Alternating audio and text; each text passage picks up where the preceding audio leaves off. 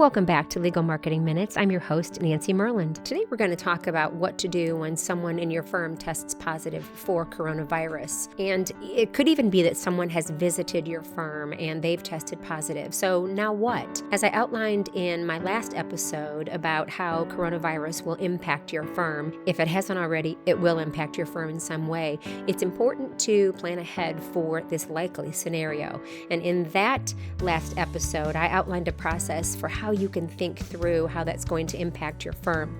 In this episode, I want to make it easier for you to be prepared. So let's get started, okay? Well, you're going to want to draft communication that can be sent immediately when you discover one of your people has tested positive. I mean, word is going to get out on its own. So it's pretty critical that you're prepared so you can set the tone and then communicate accurately and compassionately. I mean, if you're not prepared, then panic, anxiety, fear, not to mention the virus, will spread faster than you can even imagine. And although these versions will be similar, there are 3 versions that I want you to think about drafting, a minimum of 3. You might think of others. The first is for internal audiences, meaning everybody in your firm, in your offices. And then the second is clients, because they may have been in contact with the person who is infected, and that is going to have an impact on their and possibly your daily lives. And then the third is external audiences. Again, people who have had some kind of contact with your firm, the people who deliver food, people who deliver supplies, any referral sources that this person may have had contact with, either directly or indirectly through other people that have been close to this person. And your goals for these pieces of communication, although the content of them will be different, your goals really are very much the same. And they revolve around helping everyone feel safe and understood and providing strength, leadership, and direction when everything else seems to be falling apart around them. So as you draft your communication,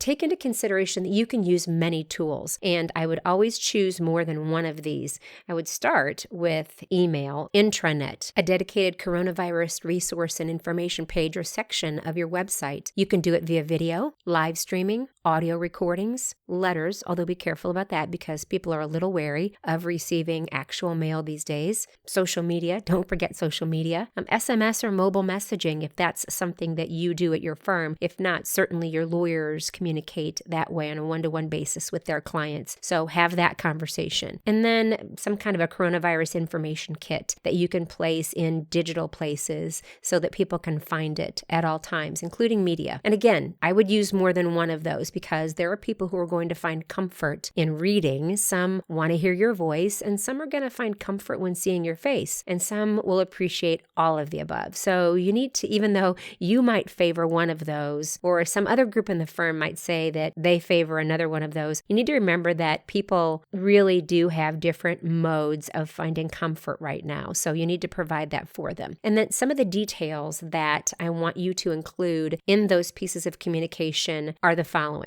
And feel free to take notes, but I'm going to give you a URL in a couple minutes that will show you where all of this really is written out for you in case you need all of the details. Here we go. I want you to let them know that your first and your highest priority is to keep everyone in your firm safe. Make sure everyone understands exactly what is going on. Don't beat around the bush. Remind them that all who are in your firm need to feel safe and be treated kindly, and that showing empathy toward them is really important. Let them know that you and the management team will do whatever is within your power to offer an environment that is clean, safe, and protected. Let them know if you are sending everyone home to work.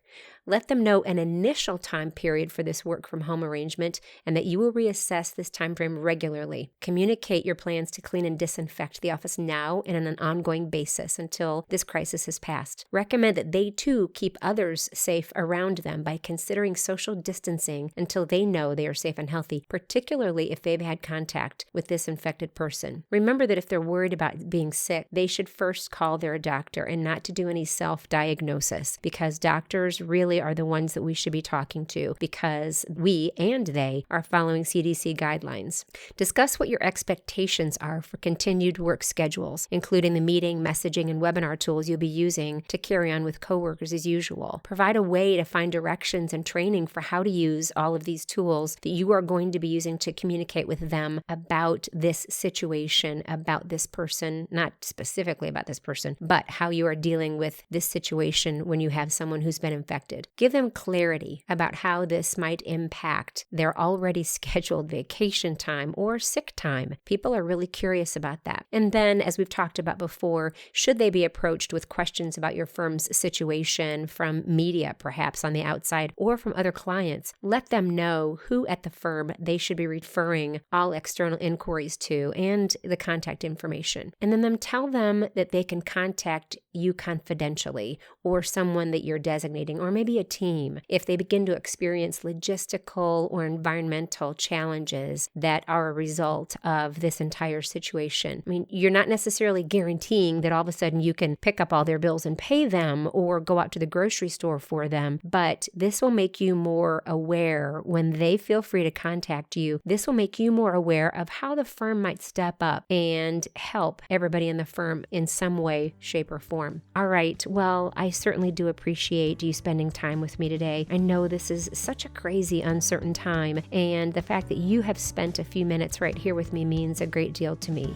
So let me know if you have any more questions. A lot of what I am recording and writing right now is directly in response to questions that I'm being asked. So please email me at nancy@myrlandmarketing.com or message me on any social media. I am so easy to find. And Myrland Marketing is MYRLAND marketing.com. And the URL that I promised you earlier where you can find the written portions, it's a little bit more detailed than what I've given you today because I try to keep these under 10 minutes, is at myrlandmarketing.com/coronavirus. myrlandmarketing.com/coronavirus. And that's MYRLAND marketing. All right. Thank you so much for being here. I really do appreciate you. And let me know if there's anything at all that I can do to help you think through these situations. All right. Until next time, I'm Nancy Myrland. You take care. Be safe.